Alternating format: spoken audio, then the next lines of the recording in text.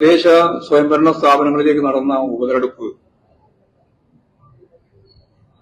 ഇപ്രാവശ്യം പ്രത്യേകിച്ച് വളരെ ഗൌരവമുള്ള രാഷ്ട്രീയ പ്രശ്നങ്ങൾ ഉൾച്ചേർന്നിരിക്കുകയാണ്. 30 സ്വയംഭരണ സ്ഥാപനങ്ങളിലെ സീറ്റുകളിലാണ് ഉപതെരഞ്ഞെടുപ്പ് നടന്നത്. അതിൽ 17 എണ്ണം LDF വിജയിച്ചു. 12 ഇടത്താണ് UDFന് ജയിക്കാനായത്. BJPക്ക് സീറ്റൊന്നും ലഭിച്ചില്ല.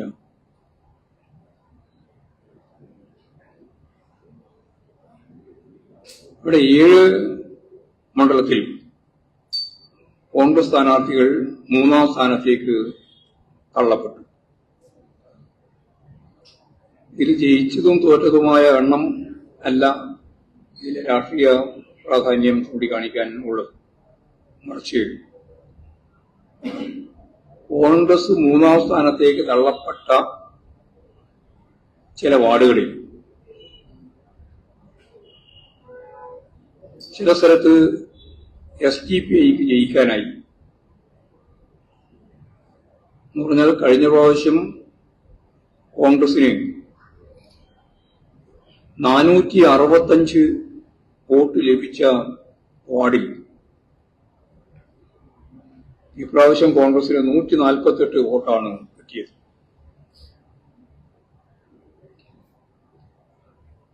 കഴിഞ്ഞ പ്രാവശ്യം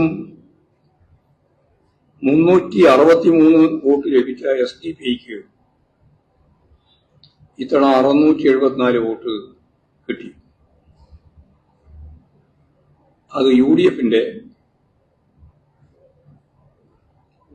നല്ല രീതിയിലുള്ള വോട്ട് മാറ്റം SDPIക്ക് അനുകൂലമായി മാറ്റി എന്നുള്ളതാണ് ഗൗരവമുള്ള പ്രശ്നം. നമുക്ക് കഴിഞ്ഞ പ്രാവശ്യം 279 വോട്ടാണ് കിട്ടിയിരുന്നത്. ആ വോട്ട് ഞങ്ങൾ വർദ്ധിപ്പിച്ച് 448 വോട്ടാക്കി ഉയർത്തി. ഞങ്ങളുടെ വോട്ട് പോയി എന്നൊന്നും പറയാൻ സാധിക്കുന്നില്ല. മുഴുവൻ വോട്ടും കോൺഗ്രസിന്റെ വോട്ടാണ്. കോൺഗ്രസ് ജയിച്ച വാർഡിൽ SDPIയെ ജയിപ്പിക്കുന്നതിന് വേണ്ടിയുള്ള ബോധപൂർവമായ പ്രവർത്തനം നടത്തി എന്ന് പറഞ്ഞാൽ വരാൻ പോകുന്ന തദ്ദേശ സ്വയംഭരണ സ്ഥാപനങ്ങളിലേക്കുള്ള തെരഞ്ഞെടുപ്പിലും തുടർന്നുള്ള അസംബ്ലി തെരഞ്ഞെടുപ്പിലും ഈ ന്യൂനപക്ഷ വർഗീയ വിഭാഗം ഭീകരവാദം കോൺഗ്രസും ലീഗും ഉൾച്ചേർത്തുകൊണ്ട് ഇടതുപക്ഷ ജനാധിപത്യ മുന്നണിക്കെതിരായിട്ട് ഉപയോഗിക്കുന്ന നില ഉണ്ട് എന്ന് അതിന്റെ സൂചനയാണ് ഇത് എന്ന കാര്യത്തിൽ യാതൊരു സംശയം. ഇത് വെച്ച് കണക്ക് വെച്ച് കൂട്ടി ഇടതുപക്ഷ ജനാധിപത്യ മുന്നണിയെ പരാജയപ്പെടുത്താൻ സാധിക്കുമെന്ന് ധരിക്കേണ്ടിയില്ല. നിങ്ങളുടെ തന്നെ കുളം തോണ്ടുന്ന വർഗീയ കൂട്ടുകെട്ടായിട്ടാണ് ഇത് മാറാൻ പോകുന്നത്. ദൂരവ്യാപകമായ ഫലമുളവാക്കുന്ന ഒരു കൂട്ടുകെട്ട് ഒരു ഭാഗത്ത് BJPയുമായിട്ട് ചേരുന്നു, വേറൊരു ഭാഗത്ത് ഞാൻ നേരത്തെ പറഞ്ഞതുപോലെ SDPIയും ജമാഅത്തെ ഇസ്ലാമിയുമായിട്ട് ചേരുന്നു. ഇതാണ് നമ്മുടെ മുമ്പിലുള്ള ചിത്രം. തിരുവനന്തപുരം കോർപ്പറേഷനിലെ ശ്രീവരാഹം വാർഡും ഇതേപോലെ തന്നെ വളരെ പ്രധാനപ്പെട്ട ഒന്നാണ്. അവിടെ 2020 408 വോട്ട് കോൺഗ്രസ് നേടിയിരുന്നു. ഇപ്രാവശ്യം ആ വോട്ട് 277 വോട്ടായിട്ട് ചുരുങ്ങി. ഏതെങ്കിലും ഒരു വർഗീയവാദികൾ മാത്രമല്ല, ഇടതുപക്ഷ ജനാധിപത്യ മുന്നണിയെ പരാജയപ്പെടുത്താൻ വേണ്ടിയിട്ട് BJPക്ക് വോട്ട് ചെയ്ത് കൊടുക്കുന്ന നിലയാണ് ഈ ശ്രീവരാഹം വാർഡിലും ഉണ്ടായത്.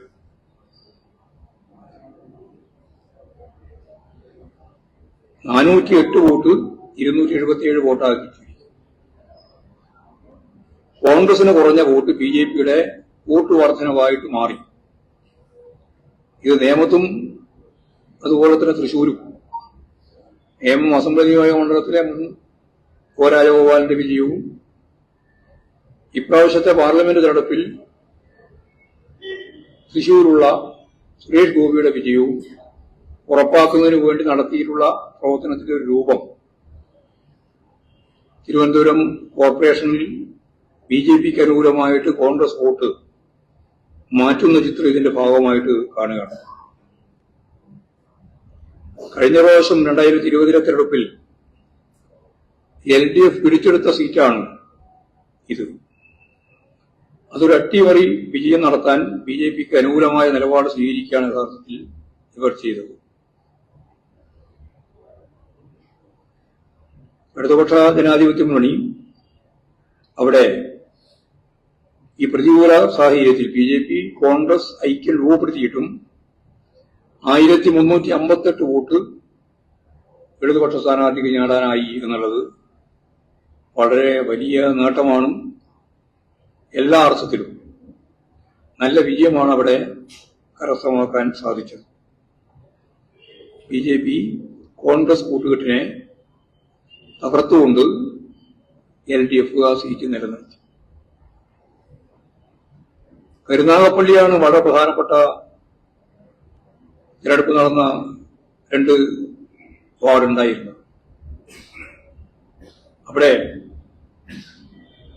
പാർട്ടിയാകെ വലിയ രീതിയിൽ പ്രതിസന്ധിയാണ്, തകർച്ചയാണ് എന്നെല്ലാം നടന്ന പ്രചരണത്തിന് ചുട്ട മറുപടിയാണ് ഈ തിരഞ്ഞെടുപ്പിൽ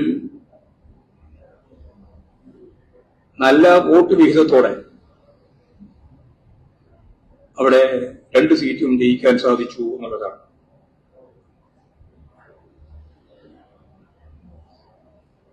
കാസർഗോഡ് ജില്ലയിലെ 2 സീറ്റിൽ എതിരില്ലാതെ ജയിച്ച 2 സീറ്റ് കൂടി ചേർത്തുകൊണ്ട് വേണം ഈ 30 സീറ്റിനെ കാണാൻ. അതിന്റെ കണക്ക് നമ്മൾ എടുത്തിട്ടില്ല. എന്നാലും വോട്ട് വീതം LDFന് ഈ 28 സീറ്റിന്റെ മാത്രം കണക്ക് നോക്കുമ്പോൾ തന്നെ 44% വോട്ട് വീതം ലഭിച്ച സ്ഥിതിയാണ് ഉണ്ടായിട്ടുള്ളത്. UDFന് 37%, BJPക്ക് 16% വോട്ട് വിഹിതം എന്ന് കാണാം. ഒരു പരിച്ഛേദം പോലെ തെരഞ്ഞെടുപ്പിന്റെ വരാൻ പോകുന്ന തദ്ദേശ സ്വയംഭരണ സ്ഥാപനങ്ങളിലേക്ക് നടക്കുന്ന തെരഞ്ഞെടുപ്പിന്റെ ഒരു പ്രധാനപ്പെട്ട ഘട്ടത്തിൽ നടക്കുന്ന ഒരു ഉപതെരഞ്ഞെടുപ്പ് എന്ന രീതിയിലാണ് ഞങ്ങൾ ഇതിനെ പരിഹരിച്ചത്. വളരെ പ്രധാനപ്പെട്ട മറ്റൊരു പ്രശ്നം കടൽ ഖനനവുമായി ബന്ധപ്പെട്ട് LDF സർക്കാർ തെറ്റായ നടപടി സ്വീകരിക്കുന്നു എന്ന വലതുപക്ഷ മാധ്യമങ്ങളുടെ പ്രചരണം എത്രത്തോളം അസംബന്ധമാണ് എന്ന കാര്യം പുറത്തു വന്നിട്ടുണ്ട്. വിവരങ്ങളെല്ലാം പുറത്തു വന്നിട്ടുണ്ട്. എങ്കിൽ പോലും പാർട്ടിയൊന്നും പ്രതികരിക്കുന്നില്ല എന്നെല്ലാമുള്ള വാർത്തകൾ ബോധപൂർവം തയ്യാറാക്കി നൽകുന്ന സാഹചര്യത്തിൽ ആ കാര്യം വ്യക്തമാക്കാൻ ആഗ്രഹിക്കുക. ശക്തമായ എതിർപ്പ് ഇടതുപക്ഷ ജനാധിപത്യ മുന്നണി ഗവൺമെന്റും പാർട്ടിയും കടൽ ഖനനവുമായി ബന്ധപ്പെട്ട് ഇതിനു മുമ്പ് തന്നെ ഉയർത്തിയിട്ടുള്ളതാണ്.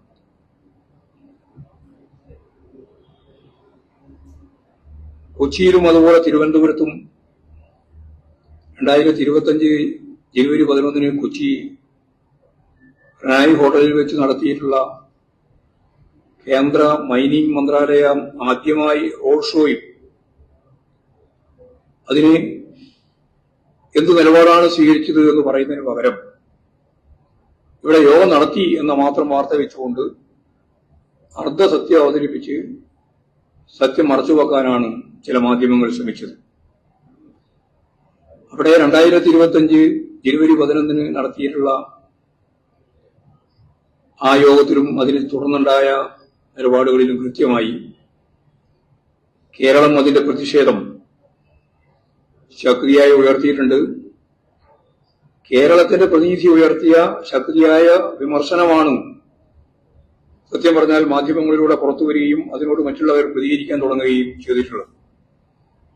അതെല്ലാം മറച്ചുവെച്ചുകൊണ്ടാണ് സംസ്ഥാന സർക്കാരിന്റെ ശക്തിയായിട്ടുള്ള എതിർപ്പ് വ്യവസായ വകുപ്പ് തന്നെ, വ്യവസായ വകുപ്പിന്റെ പ്രിൻസിപ്പൽ സെക്രട്ടറി മുഹമ്മദ് അനീഷ്,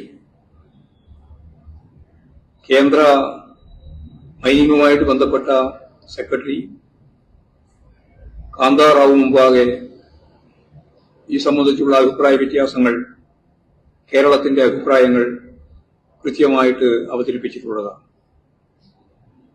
2025 ജനുവരി 19 ഒറീസയിലെ ഭുവനേശ്വറിൽ നടന്ന 64ാമത് സെൻട്രൽ ജിയോളജിക്കൽ പ്രോഗ്രാമിംഗ് ബോർഡ് മീറ്റിംഗിൽ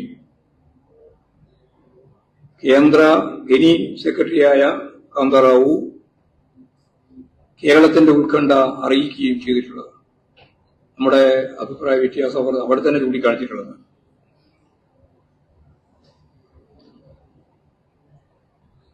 ഇതിന്റെ അടിസ്ഥാനത്തിലാണ് ഇന്നത്തെ പത്രങ്ങൾ ചൂണ്ടിക്കാണിച്ചതുപോലെ കേന്ദ്ര ഗവൺമെന്റ് പാരിസ്ഥിതിക പ്രശ്നങ്ങളെ സംബന്ധിച്ചുള്ള കൃത്യമായ വിവരം ശേഖരിക്കാൻ വേണ്ടി തീരുമാനിക്കുന്നു.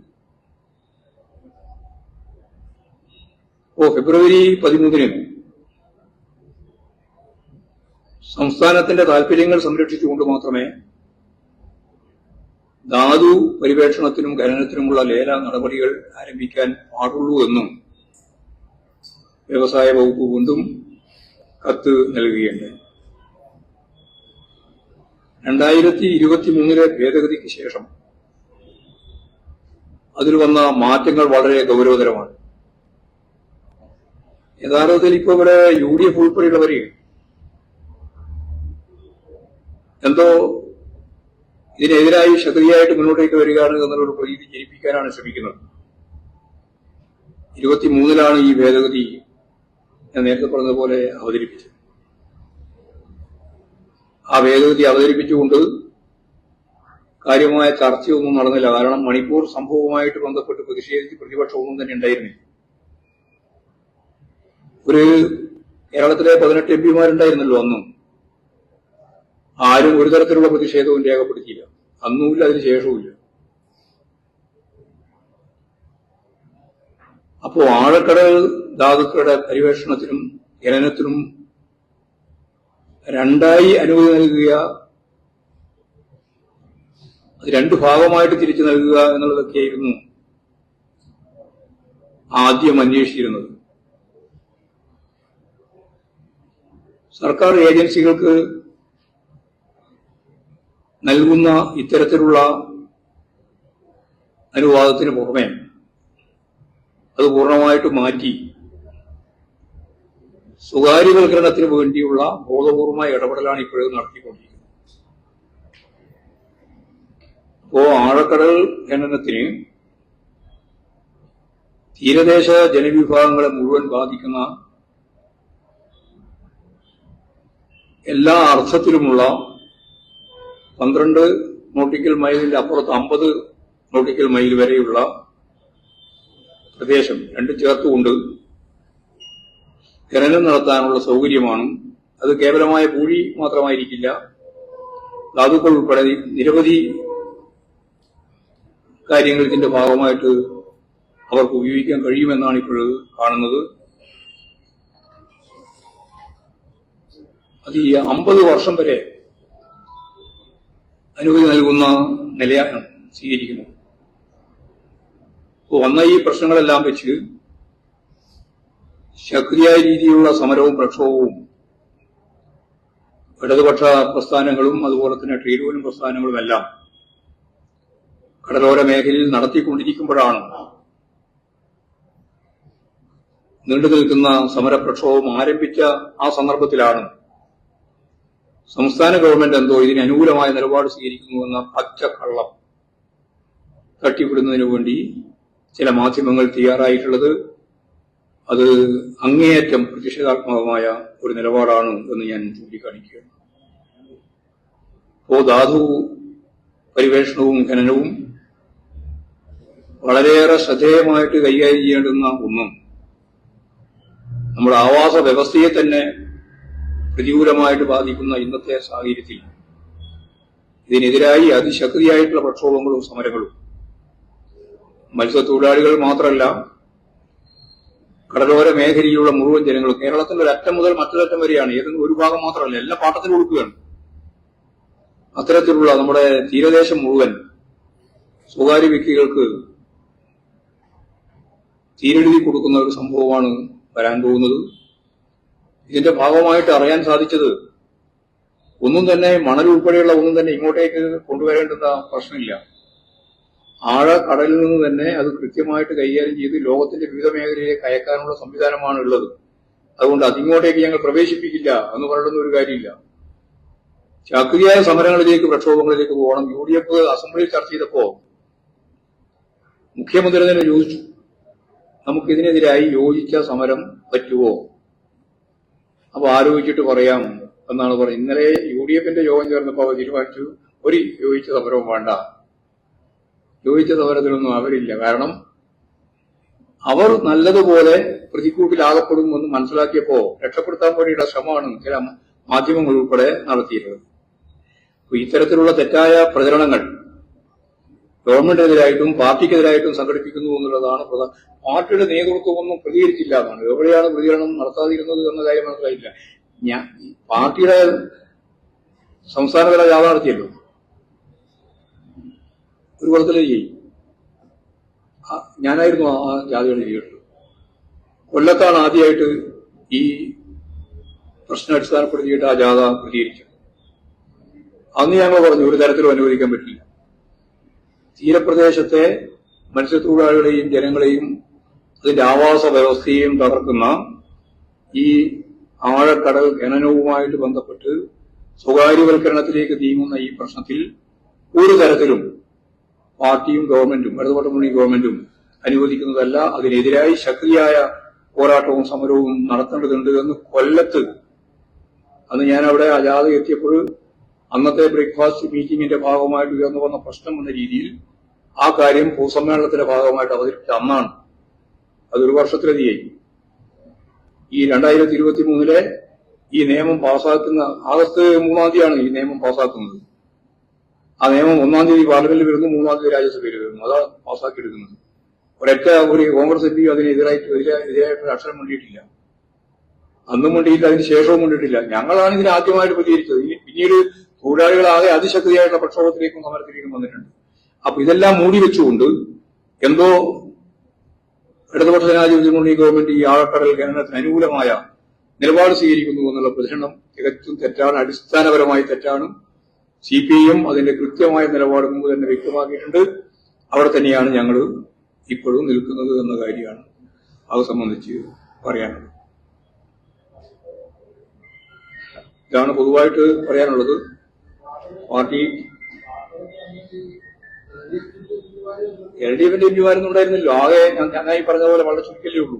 അവിടെ ഉള്ള ഒരു ഫോഴ്സ് എന്ന് പറയുന്നത് UDFന്റെ ആളുകളാണല്ലോ, പ്രത്യേകിച്ച് കേരളത്തിൽ നിന്നും. കേരളത്തിലെ 18 ആളുണ്ടായിരുന്നല്ലോ. ആ 18 ആൾ അന്നും പ്രതികരിച്ചില്ല, അതിന് ശേഷവും പ്രതികരിച്ചില്ല, ഇന്നേ അവരെ പ്രതികരിച്ചിട്ടില്ല. അല്ല, LDFന്റെ ആളുകൾ അന്ന് പ്രതികരിച്ചിട്ടുണ്ട്, അന്ന് പുറത്തു തന്നെ പ്രതികരിച്ചിട്ടുണ്ട്. അന്ന് ഉള്ളിൽ പ്രതികരിക്കാൻ പറ്റാത്തപ്പോ പുറത്ത് പ്രതികരിച്ചിട്ടുണ്ട്.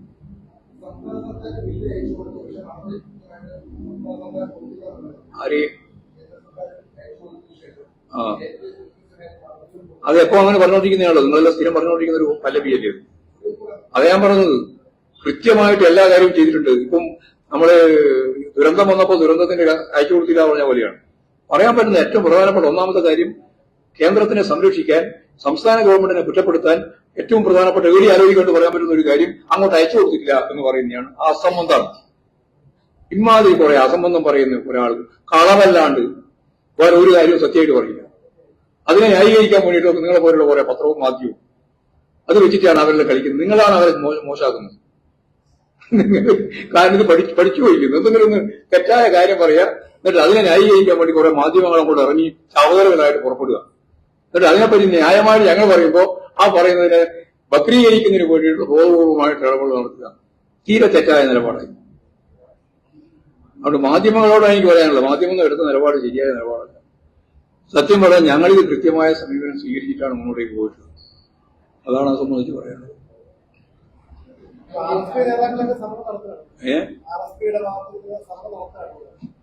സമരം RSP മാത്രമല്ല, ഞങ്ങൾ മുഴുവൻ നടത്തിയല്ലോ. പിന്നെ RSP അല്ലേ ഉറങ്ങുന്നു. ഞങ്ങൾ പണിമുടക്ക് തന്നെ ഹർത്താൽ നടത്തിയല്ലോ. അതിൽ ഏറ്റവും പ്രധാനപ്പെട്ട ഫോഴ്സ് CIT അല്ലേ, അവരല്ലേ സംഘടിപ്പിക്കുന്ന നേതൃത്വം കൊടുത്തത്. അതുകൊണ്ട് RSP നടത്തിയെന്ന് പറയുന്നത് എന്ത് കാര്യം? ഞങ്ങൾ കൂട്ടായിട്ട് നടത്താമെന്ന് പറഞ്ഞു. നിങ്ങളെല്ലാമായിട്ട് സഹകരിക്കുമ്പോൾ കൂടെ കേരളത്തിന്റെ താല്പര്യമില്ലേ? കേരളത്തിന്റെ താല്പര്യം സംരക്ഷിക്കാൻ വേണ്ടിയിട്ട് എല്ലാവർക്കും ചേർന്ന് മുമ്പോട്ടേക്ക് പോകാന്ന് പറഞ്ഞു. ആ നോക്കട്ടെ എന്ന് പറഞ്ഞു. എന്നിട്ട് ഇന്നലെ UDF-ന്റെ യോഗം ചേർന്ന് പറഞ്ഞു നോക്കണ്ട, ചോദിച്ച ഒരു വർക്കിൽ പോകണ്ട എന്ന് പറഞ്ഞതിന്റെ അർത്ഥം നിങ്ങൾ രാഷ്ട്രീയമാണ്, വെറും രാഷ്ട്രീയം. UDF-ന് കേരളത്തിന് താല്പര്യമില്ല. അത് വികസന പ്രവർത്തനം ഉൾപ്പെടെയുള്ള ഒന്നിന്റെ മേലെ നിങ്ങൾക്ക് ആ നിലപാട് സ്വീകരിക്കാനാവും. അത്രയേ ഉള്ളൂ കാര്യം. അതുപോലെ ഒരു ഭാഗത്ത് RSP നടക്കുന്ന, വേറൊരു ഭാഗത്ത് GV നടക്കുന്ന, വേറൊരു ഭാഗത്ത് കോൺഗ്രസ് നടക്കുന്ന, എല്ലാവരും അങ്ങോട്ട്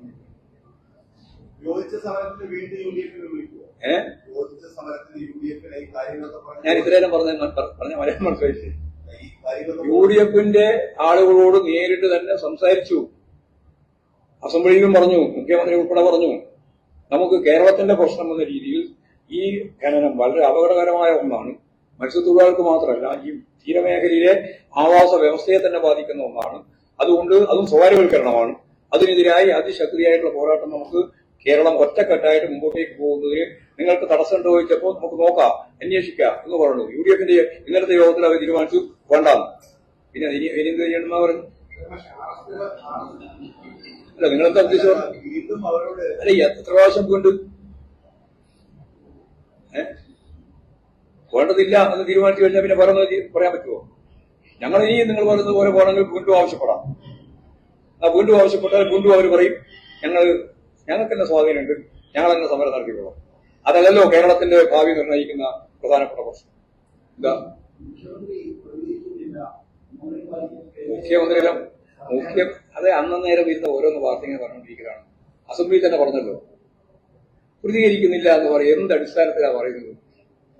നിങ്ങൾ ചോദിക്കണ്ടേ? അസംബ്ലിയിൽ തന്നെ ഈ കാര്യം പറഞ്ഞു, കൂട്ടായ യോജിച്ച കേരളത്തിന് വേണ്ടിയുള്ള പ്രക്ഷോഭത്തിന് ഞങ്ങൾ തയ്യാറുണ്ട്, നിങ്ങൾ തയ്യാറുണ്ടോ എന്ന കാര്യം കൂടി അന്വേഷിച്ചതിന് ശേഷം അതിനുശേഷമല്ലേ സ്റ്റേറ്റ്മെന്റ് കൊടുക്കുന്നത്? ഒന്നും അന്വേഷിക്കുന്നില്ല. എന്ത് അന്വേഷിക്കുന്നില്ല? വെറുതെ പറയാണ്. അതല്ലേ മതി, വെറും കളവ് പറഞ്ഞ് പഠിച്ചു പോയിരിക്കുന്നു കുറെ ആൾ. പക്ഷേ ഈ കേന്ദ്രത്തിലെ സാമ്പത്തിക ഉത്തരവ് അത് ചോദിച്ച സമരത്തിന് UDF തയ്യാറാവില്ല, വിഷയത്തിൽ തയ്യാറാവില്ല, വയനാട് പുനരധിവാസം അത് തയ്യാറാവില്ല. ലോകത്തിന് ഇങ്ങനെ ഒരു പ്രതിപക്ഷം ഇല്ല പറയാൻ. അതുകൊണ്ടാണല്ലോ ശശി തരൂരിന് തന്നെ പറയേണ്ടി വന്നത്. ന്യായമായ കാര്യങ്ങൾ വരുമ്പോൾ ഏത് പ്രതിപക്ഷവും ചെയ്യാൻ ക്രിയാത്മകമായ പിന്തുണയാണ്. ഇനി തെറ്റായ കാര്യം വരുമ്പോൾ ഏത് പ്രതിപക്ഷവും അതിശക്തിയായിട്ടുള്ള വിമർശനവും അതുപോലെ തന്നെ അതിനെതിരായിട്ടുള്ള നിലപാടുമാണ്. ഇവിടെ അതേയല്ല. ഇവിടെ ഒരു തരത്തിലുള്ള വികസന പ്രവർത്തനവും നടത്താൻ അനുവദിക്കില്ല എന്ന നിലപാടാണ്. കേരളത്തിന്റെ ഭാവിയുമായിട്ട് ബന്ധപ്പെട്ട് ബഡ്ജറ്റുമായി ബന്ധപ്പെട്ട പ്രശ്നം അതിശക്തിയായി ഈ കേരളത്തിലെ പ്രതികരണമല്ലേ അത് വന്നത്. അതിനോട് ചോദിക്കാൻ ഈ UDF ചെയ്യാറില്ലല്ലോ. ഭരണകക്ഷിയോടൊപ്പം നിൽക്കാനല്ലേ താല്പര്യം കാണിച്ചുകൊണ്ടിരിക്കുന്നത്. അതിനുശേഷമല്ലേ ഈ ഉപതെരഞ്ഞെടുപ്പ് ഉൾപ്പെടെയുള്ള കാര്യങ്ങളിൽ അവരെടുത്ത നിലപാട്. കോൺഗ്രസുമാർ മൃദു ഹിന്ദുത്വ നിലപാട് സ്വീകരിച്ചുകൊണ്ട് BJP-യോടൊപ്പവും അതുപോലെ തന്നെ അതേ രീതിയിൽ തന്നെ ഏറ്റവും വലിയ തീവ്രവാദ SDP ജമാഅത്ത് ഇസ്ലാമിനോടൊപ്പം ചേർന്ന് പോവുകയാണ്. ഒരു രാഷ്ട്രീയ സത്യസന്ധതയിൽ പ്രവർത്താൻ കേരളത്തിലെ UDF-നാവുന്നില്ല എന്നുള്ളതാണ് ഏറ്റവും പ്രധാനപ്പെട്ട പ്രശ്നം.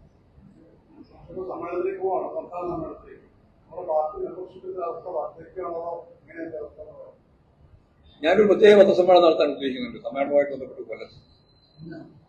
അതിപ്പോ 3-ാം തീയതിയോ 4-ാം തീയതിയോ ആയിട്ട് 3-ാം തീയതി നടത്താനാവും. അപ്പൊ അതിന്റെ എല്ലാ കണക്കും ഞാൻ കൃത്യമായിട്ട് അവിടെ പറയാം.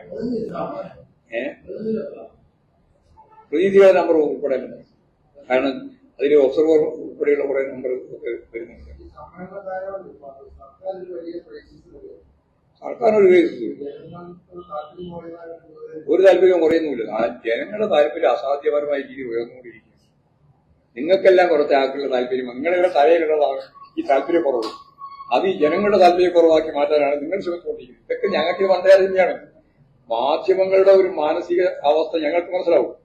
ഇത് നിങ്ങൾ അന്നേരോടില്ല. ഞങ്ങൾക്ക് അന്നും ഇന്നും ഞാൻ ഇവിടെയുണ്ട്.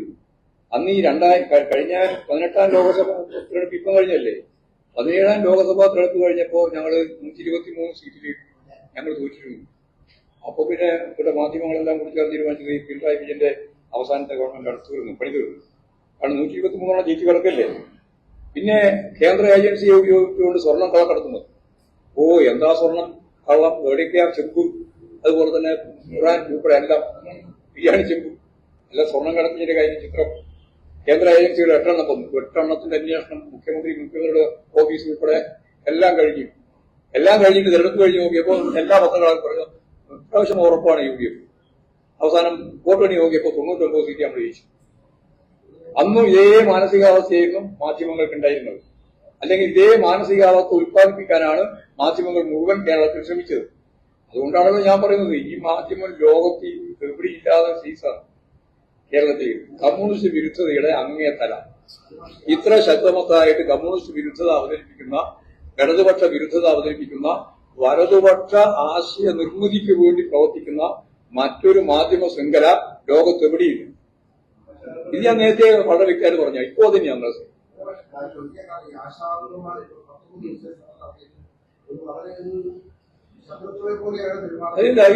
ആശാവർഗന്മാരിൽ എന്ത് ശത്രു? ഞങ്ങൾക്ക് ഏറ്റവും പ്രധാനപ്പെട്ട ശത്രു അദാനിയും അംബാനിയും ഒക്കെ കിടക്കുമ്പോൾ പിന്നെ ഈ പാവം ആശാവർക്കർക്ക് ഞങ്ങൾ ശത്രുവാണ്. നിങ്ങൾ ശത്രുവാക്കാൻ വേണ്ടിയിട്ടാണ് നടത്തിക്കൊണ്ടിരിക്കുന്നത്. നിങ്ങൾ ചില ആളുകൾ അതിന്റെ അതിൽ ഇടപെട്ട് എന്തോ ശത്രുതാപരമാണോ ഒന്നും വരുത്തി തീർക്കാൻ വേണ്ടി ഞങ്ങൾ വിളിക്കുകയാണ്. ആശാവർക്കർമാരോ അംഗൻവാടി പ്രവർത്തകരോ ഹെൽപ്പർമാരോ അല്ലെങ്കിൽ അതുപോലുള്ള ആളുകളൊന്നും ഞങ്ങളെ സംബന്ധിച്ച് ഒരു ശത്രുവല്ല. അവരോടെല്ലാം ചർച്ച ചെയ്തിട്ടുണ്ട്. ഇനിയും ചർച്ച ചെയ്യാം. ആവശ്യമായ രീതിയിലുള്ള നിലപാടുകൾ കേന്ദ്ര ഗവൺമെന്റിന്റെ ഭാഗത്താണ് ഉണ്ടാവേണ്ടത്. കേന്ദ്ര ഗവൺമെന്റിന്റെ തെറ്റായ നിലപാടുകൾക്കെതിരായി 100 കോടി രൂപ ഇപ്പോഴും കൊടുത്ത പൈസ തന്നില്ല. ആശാവർക്കർമാർക്ക് കൊടുക്കേണ്ടുന്ന കേന്ദ്ര ഗവൺമെന്റിന്റെ ഭാഗമായിട്ടാണല്ലോ പരിപാടി. അതിൽ അവരെ സ്കീമാണല്ലോ. ആ സ്കീമിൽ തരേണ്ടുന്ന പണം 100 കോടി രൂപ ഇപ്പോഴും തന്നിട്ടില്ല. എന്നിട്ട് കേരള ഗവൺമെന്റ് ഈ സാമ്പത്തിക പ്രതിസന്ധിയുടെ ഘട്ടത്തിലും അവർക്ക് പണം കൊടുത്തുകൊണ്ടിരിക്കുകയാണ്. അവരുടെ കുടിശ്ശിക തീർക്കാൻ വേണ്ടി ശ്രമിച്ചുകൊണ്ടിരിക്കുകയാണ്. അങ്ങനെയെല്ലാം ശ്രമിച്ചുകൊണ്ടിരിക്കുന്ന ഒരു ഗവൺമെന്റാണ് കേരളത്തിലുള്ളത്. മാത്രമല്ല, കേരളത്തിലാണ് ഏറ്റവും കൂടുതൽ ആശാവർക്കർമാർക്ക് ഏറ്റവും കൂടുതൽ വരുമാനം കിട്ടുന്ന ഒരു സംസ്ഥാനവും അതാണ്, ഇവിടെയാണ്. അത് UDF-ന്റെ കാലത്ത് 100 രൂപ കൊടുത്തത് ആകെ വർദ്ധിപ്പിച്ചത്. അത് മുഴുവൻ വർദ്ധിപ്പിച്ചു കൊടുത്തത് കേരളത്തിലെ ഇടതുപക്ഷ മുന്നണി ഗവൺമെന്റുമാണ്. 8 ടേമായിട്ട്. ഇനിയും അവരെ സംബന്ധിച്ചിടത്തോളം ശരിയായ നിലപാട് സ്വീകരിച്ചുകൊണ്ട് അവർക്ക് അനുകൂലമായ നിലപാട് തന്നെ ഗവൺമെന്റ് സ്വീകരിക്കുകയും ചെയ്യും. സമരം നടത്തിയെന്നുള്ളത് കൊണ്ടോ അല്ലെങ്കിൽ സമരം നടത്തുന്നത് ശത്രുവാണെന്നൊന്നും ഞങ്ങളെവിടെയും പറഞ്ഞിട്ടില്ല. ആരെങ്കിലും പറയുന്നുണ്ടെങ്കിൽ അത് നിങ്ങളുടെ നിലപാടും അതുപോലെ തന്നെ നിങ്ങളുടെ രാഷ്ട്രീയവും മാത്രമാണ്. ഞങ്ങൾക്ക് ഒരിക്കലും പരിഹരിക്കട്ടെ. അത് എല്ലാവരും പറഞ്ഞിട്ടുണ്ട്. ഞാൻ പറഞ്ഞില്ലേ, ഞാൻ പറഞ്ഞ മലയാളം മനസ്സിലായില്ലേ? പരിഹരിക്കണം. ഞങ്ങൾ ആരാ എതിരി? പരിഹരിക്കുന്നതിന് ആരെങ്കിലും എതിരുണ്ടെങ്കിലല്ലേ നിങ്ങൾ ഇന്നയാൾ പറഞ്ഞു പറയേണ്ട കാര്യമുള്ളൂ. ഞാനില്ലേ പറയുന്നത്, CPIM-ന്റെ ഭാഗമായിട്ട് ഞാനിപ്പോ പറയാണ് അതെല്ലാം പരിഹരിക്കേണ്ടിരിക്കുകയാണ്. ആദ്യ തർക്കമുള്ളത് പരിഹരിക്കാം. അവരെ വിളിക്കുക, ചർച്ച ചെയ്യാം. അങ്ങനെ ചർച്ച ചെയ്തിട്ടുണ്ട്, വിളിച്ചിട്ടുണ്ട്. ഇനിയും പരിഹരിക്കാം. അതിന് ഞങ്ങൾക്ക് ശത്രുതാപരമായ ഒരു നിലപാടില്ല. ശത്രുതാപരമായ നിലപാടുണ്ട് എന്ന് പറയുന്നത് ശരിയുമല്ല. സത്യം പറഞ്ഞാൽ അതിന്റെ മേലെ രാഷ്ട്രീയമായ ഒരു ഇടപെടൽ നടത്താൻ ചിലർ ശ്രമിക്കുന്നുണ്ട്. അതാണ് യൂത്ത് കോൺഗ്രസ്സുകാർ മിഞ്ഞാന്ന് നടത്തിയത്. അത് ആശാവർക്കർമാർക്ക് തിരിച്ചറിഞ്ഞിട്ടുണ്ട്. അവർ ഈ സഹായം കൊണ്ടുവരണ്ടാവും. അവർ പറഞ്ഞല്ലോ, പച്ചയായിട്ട് പറഞ്ഞല്ലോ, യൂത്ത് കോൺഗ്രസ്സുകാർ അടിയും കുഴപ്പവും കലാപം ഉണ്ടാക്കാൻ പുറപ്പെട്ടപ്പോ ഇമാതിരി പിന്തുണയും കൊണ്ട് ഇങ്ങോട്ട് വരണ്ട, നിങ്ങൾക്ക് ആ പിന്തുണ വേണ്ട എന്നവർ പറഞ്ഞല്ലോ. അപ്പൊ നിങ്ങൾ ഒരു അജണ്ടയുണ്ട് നിങ്ങൾക്ക്. ആ അജണ്ട വെച്ചിട്ടാണ് കാര്യങ്ങൾ കൈകാര്യം ചെയ്യുന്നത്. ആ അജണ്ട ഞങ്ങൾക്കില്ല. ഞങ്ങള് വളരെ പ്രധാനപ്പെട്ട ഏറ്റവും പിന്നിൽ കിടക്കുന്ന ഒരു ജനവിഭാഗം ഒന്ന് തന്നെയാണ് ആശാവർക്കർമാരെയും അതുപോലെ തന്നെ അംഗൻവാടിക്കാരെയും അതുപോലെ സ്കീം വർക്കേഴ്സിനും ഒക്കെ ഞങ്ങൾ കാണുന്നത്. അവരുടെ എല്ലാ ആനുകൂല്യം നൽകിക്കൊണ്ടാണ് ഗവൺമെന്റ് മുന്നോട്ടേക്ക് പോവുകയും ചെയ്തിരുന്നത്. ഇനിയും മുന്നോട്ടേക്ക് പോവുകയും ചെയ്യും. CIT ഉപയോഗിക്കുന്നൊന്നുമില്ല. അല്ലല്ലോ, സമരത്തിന് എങ്ങനെ വിളിക്കുക? അവരല്ലേ സമരം നടത്തുന്നത്. സമരം നടത്തുന്നവരെങ്ങനെയാ വിളിക്കാൻ പോവുക? അല്ല, അവര് നേരത്തെ സമരത്തിൽ അവരായിരുന്നല്ലോ ആദ്യ സമരത്തിലുണ്ടായിരുന്നത്. CIT നിങ്ങൾ ഇത് ആദ്യവും അന്ത്യവും ഇല്ലാണ്ട് വഴിക്കുന്ന മാത്രം എടുത്ത് പറയാൻ പാടില്ല കേട്ടാ. യഥാർത്ഥത്തിൽ ആശാവർക്കർമാരുടെ സമരം ആരംഭിച്ചത് CIT-ന്റെ ആഭിമുഖ്യത്തിലാണ് കേരളത്തിൽ. അവരാ സമരം ഒരു ഘട്ടത്തിലെത്തി നിൽക്കുമ്പോഴാണ് ഇവരും സമരം തുടങ്ങിയത്. ആ സമരത്തിന്റെ ഘട്ടത്തിൽ അവരും വീണ്ടും സമരം തുടങ്ങിയിരിക്കുന്നു. അതിലെന്തിപ്പോ കുഴപ്പം? സമരം നടത്തിക്കോട്ടെ. ഞങ്ങൾ സമരത്തിനെതിരല്ലെന്ന് ഞാൻ അന്നേ പറഞ്ഞില്ലേ. ഓരോ സമരത്തിന്റെ ഭാഗമായിട്ട് നിങ്ങൾ ചോദിച്ച അപ്പൊ തന്നെ ഞാൻ പറഞ്ഞു, ഞങ്ങളാരും ഒരു സമരത്തിനെതിരായിട്ട് നിൽക്കുന്നവരല്ല. സമരത്തിന് നേതൃത്വം കൊടുക്കുന്നതാണ് സാംക്രമിക രോഗം പടർത്തുന്ന കീഴെന്ന്. സമരത്തിന് നേതൃത്വം കൊടുക്കുന്ന അത് സമര നേതൃത്വം കൊടുക്കുന്നവരും നമ്മൾ ചെറിയ വ്യത്യാസം കേട്ടാ. അത് തിരിച്ചറിയുന്നതല്ലേ. അതിപ്പോ ചോദിച്ചു നന്നായി. അതിൽ SDPI ഉണ്ട്, അതിൽ ജമാഅത്തെ ഇസ്ലാമി ഉണ്ട്, അതിൽ SUCI ഉണ്ട്, അതിൽ ഈ പറയുന്ന രീതിയിലുള്ള അരാജകവാദികളായ നിരവധി ആളുകളുണ്ട്. അതിനോട് ഞങ്ങൾക്ക് ശക്തിയായ വിയോജിപ്പുണ്ട്. ആ വിയോജിപ്പ് ഞാൻ ഇപ്പൊ പറയേണ്ടതില്ല എന്നുകൊണ്ട് പറയാതിരുന്നാണ്. ആ വിയോജിപ്പ് നിങ്ങൾ ചോദിച്ചുകൊണ്ട് ആ വിയോജിപ്പുണ്ട്. പോരെ. സാംക്രമിക പ്രതിരോധം തന്നെയുള്ളു. അതിലൊന്നും ആ പദപ്രയോഗം ഞാൻ നടത്തുന്നില്ല. ഞാൻ എന്റെ പദം ഉപയോഗിക്കല്ലാണ്ട് വേറെ ആരെങ്കിലും പദം ഞാൻ ഉപയോഗിക്കുന്നില്ല. അതിൽ ഞാൻ പറഞ്ഞ പദപ്രയോഗത്തിലേക്ക് ഞാൻ നിങ്ങൾക്ക് ഏതൊരു പദം കിട്ടിയാൽ മതി. എന്നിട്ട് അതിന്റെ മേലെ കയറിയിട്ടാണ് കാര്യങ്ങൾ. വസ്തുതാപരമായി നോക്ക്. അവര് അതിന്റെ അകത്ത് ഒരു പദം ഉപയോഗിച്ചിട്ടുണ്ടോ എന്ന് നോക്കിയിട്ടാണോ? നല്ല പദം ഉപയോഗിക്കുന്നതാലോ, എന്തിനാ വിമർശിക്കാൻ മോശമായ പദം ഉപയോഗിക്കുന്നത്? നല്ല പദം ഉപയോഗിക്കുക. പക്ഷേ SUC ഇപ്പോൾ സംഘടന അല്ലെങ്കിൽ ഇത്തരം സമരത്തിന് പിന്തുണ കൊടുത്തിട്ട് തെറ്റുണ്ടോ? ആര് ജമാഅത്തെ ഇസ്ലാമി കൊടുക്കുന്നതിൽ എന്താ തെറ്റ്? SDPI കൊടുക്കുന്നതിൽ എന്താ? പോപ്പുലർ ഫ്രണ്ടിന്റെ ഭാഗമായിട്ട് നിൽക്കുന്ന വിഭാഗം കൊടുക്കുന്നതിൽ എന്താ തെറ്റ്? അതാ ഞാൻ പറഞ്ഞത്, ചോദിക്കുമ്പോ എല്ലാം കുടിച്ചു വെച്ച് ചോദിക്കണം. ഇങ്ങനെയുള്ള ചില ടീമുണ്ട്. മുമ്പ് കേരള പദ്ധതിയുടെ ഭാഗമായിട്ട് ഭൂമി ഏറ്റെടുക്കാൻ പറഞ്ഞിട്ട് പുറപ്പെട്ടപ്പോ ഏറ്റെടുക്കാൻ അനുവദിക്കില്ല എന്ന് പറഞ്ഞിട്ട് മുമ്പോട്ടേക്ക് വന്നിട്ടുള്ള ഈ ടീമുണ്ട്. ആ ടീം തന്നെയാ ഇത്. കേരളത്തിന്റെ വികസനത്തിന് എതിരായിട്ട് നിൽക്കുന്ന ടീമാണ്. ആ ടീമിനെ ഞങ്ങൾ തുറന്നു കാണിച്ചിട്ടുണ്ട്, അന്നും കാണിച്ചിട്ടുണ്ട്, ഇപ്പോൾ കാണിക്കുന്നുണ്ട്. അന്ന് പോയി പുറപ്പെട്ടിരുന്നു ഓരോ അടിയും പിടിയും കുഴപ്പമില്ല ഉണ്ടാക്കുക. എന്നിട്ട് എന്തുണ്ടായേ? ഒന്നുണ്ടായിരിക്കും. കേരള പദ്ധതി പൂർത്തിയായി. അതുപോലെ തന്നെ കീഴാറ്റൂരിൽ ഭൂമി ഏറ്റെടുക്കുന്നതുമായി ബന്ധപ്പെട്ട് എത്ര സമരം ഉണ്ടായിരുന്നു? ബംഗാളിൽ നിന്നല്ലേ മണ്ണ് കൊണ്ടുവന്നത് ഇവരെല്ലാം? കീഴാറ്റൂരിൽ ഭൂമിയില്ലേ, വയൽക്കിളി, എല്ലാ വികസനത്തിനെതിരാണ്. ഏത് വികസന പ്രക്രിയയ്ക്കും എതിരായിട്ട് നിൽക്കുന്ന ഒരു ടീമുണ്ട്. ആ ടീമിന്റെ ഭാഗമായി ഞാൻ പറഞ്ഞ പേരെല്ലാം അതല്ലേ.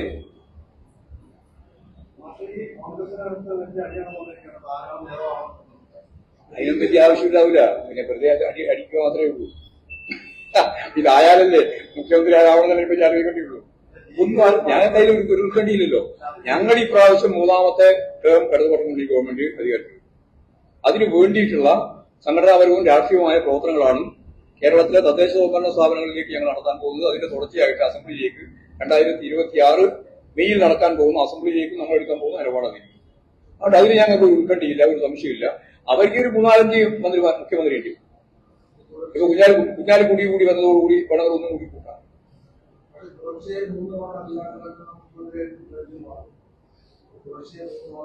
ചോദ്യത്തിന്റെ പണ്ട് നാനാറ് പേര് അതൊക്കെ അന്നേരം ഇടതുപക്ഷ ജനാധിപത്യ ഗവൺമെന്റ് പാർട്ടിയൊക്കെ തീരുമാനിക്കും. ആരാവണം നയിക്കേണ്ടത്, മുഖ്യമന്ത്രി ആരാവണം എന്നുള്ളത് അന്നേരം തീരുമാനിക്കും. അത് ഞാൻ ഇടയ്ക്ക് പറഞ്ഞല്ലോ, പിന്നെ ആദ്യം ചോദിക്കേണ്ട കാര്യമില്ല. നിങ്ങളെ ചാനലിലും കൊടുത്തത് അത് പാർട്ടി കോൺഗ്രസ് തന്നെ തീരുമാനിക്കുകയാണ്. പിണറായി വിജയനുള്ള ഈ വയസ്സിന്റെ ഭാഗമായിട്ട് ഇളവും കേരളത്തിലെ ഇന്ത്യയിലെ ഒരേ ഒരു ഇടതുപക്ഷ മുന്നണി ഗവൺമെന്റും അതിന്റെ മുഖ്യമന്ത്രിയാണ് സഖാക്കൾ. അതുകൊണ്ട് ആ കാര്യം ആ രീതിയിലാണ് പരിഗണിച്ചത്.